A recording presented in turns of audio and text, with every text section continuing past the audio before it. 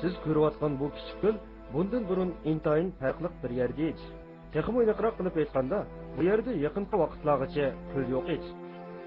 Quruq to'pining ustida qattiq shag'illar yeyilib turadi. Ammo nurg'unlagan tirishchiliklar, ko'plagan emgaklarni singdirish orqali bu ko'l yasalgan. Bu emgakchan ishchilar bo'lsa, qunduz deb ataladigan umoq hayvonlardir.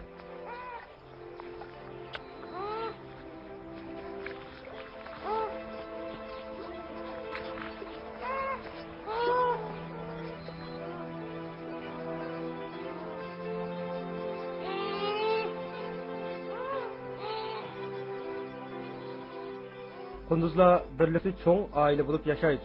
Öyleri öz emgeki bilen yasalgan bir kölünün kırkıkığı caylaşan bulut.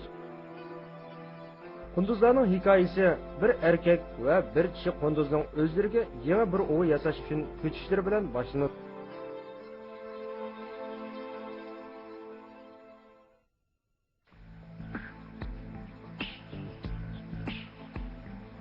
Bir jup kunduz uyini yaqin suning ustiga yasamoqchi.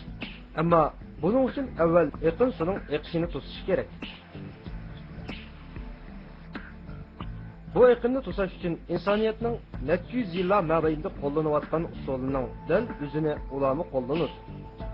Bir to'sma yasaydi.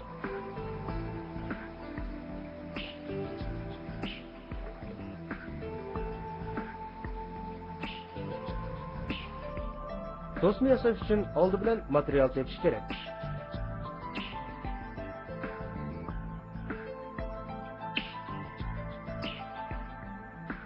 Material daraxt köteklari va shoxlaridir. Kunduzlar yaqin sudagi daraxtzorlikqa kirib ishga kirishadi.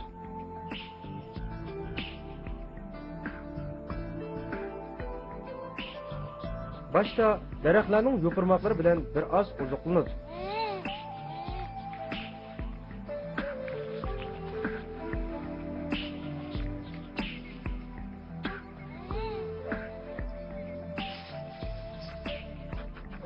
Lekin asli mashg'ulotlari daraxtlarni kesib oziqlanishdir. Buni daraxt g'o'rini apchib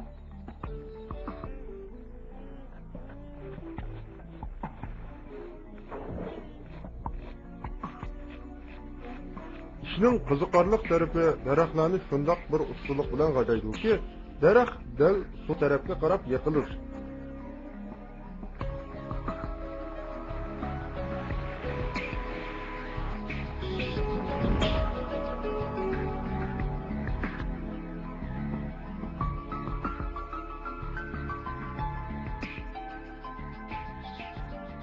Daraxtning kesilib yiqilishi texi qurilishning eng ibtidoiy bosqichidir. Kunduzda keyin bir-birlab shoxlarni ayirib va bularni o'zlari o'rigan eng cho'ng daraxt qo'lining oldiga tizib, yaqin suning oldiga bir to'solg'i shakllantirishga boshlaydi.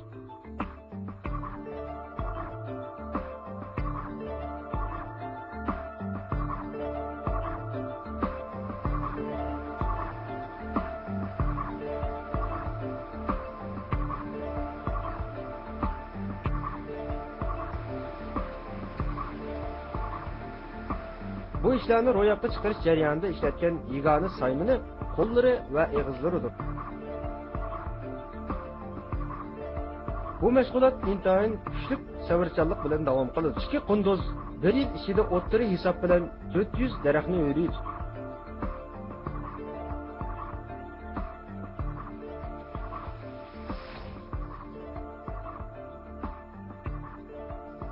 Yaqin sudun yiroqda qolgan daraxtlarni parchalaydi.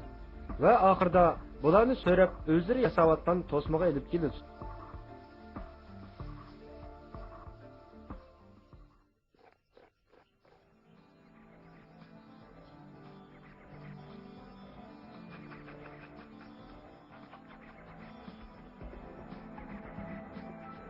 Kunduzlar daraxt qo'llarini yoki daraxt shoxlarini g'ajagan vaqtida doim oldi tishlarini va qo'llarini qo'llanadi.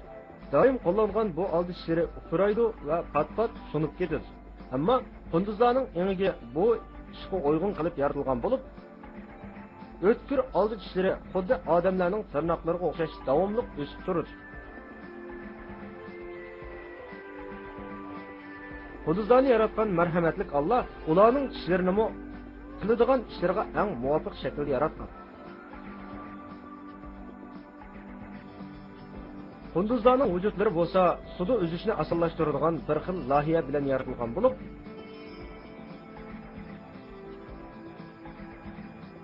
tutlari pardalikdir. Buning bilan suvni osonlik bilan istiralaydi. Arqa quyruqlari bo'lsa, bir paloqqa o'xshaydi. Buning bilan suvning ichida intayin ravon yuzalaydi.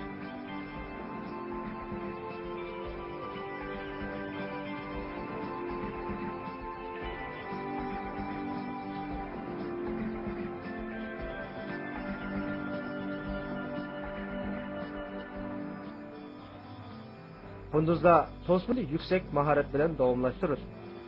Yo'g'on daraxt ko'taklarini va kichik shoxchalarni ustalik bilan tizib va kun o'tgan sari to'smini texmi cho'ngaytiradi.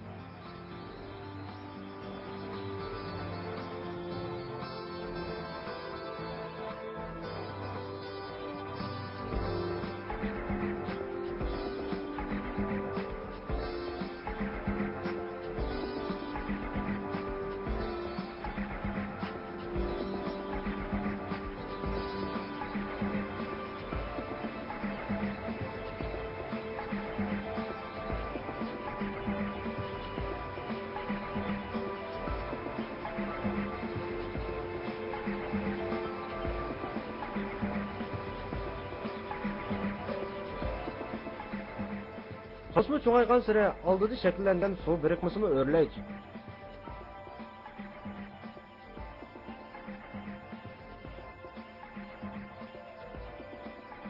Bir qancha oylik tirishchanlik natijasida cho'ng bir ko'lchak paydo bo'ladi.